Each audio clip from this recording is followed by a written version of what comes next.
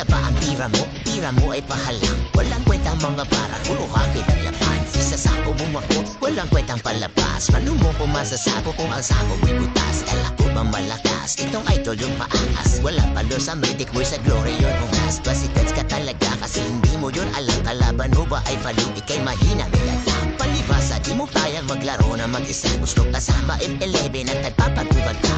Mahina wifi namin at pistol di sa galaw. Malakas ang wifi mo laro na may walang nanapas. Sigalaw ang pambata. Toto'y mahina, di pa ba nataisa? Ikitan kita sa mata, bulag ka ba? O di ba?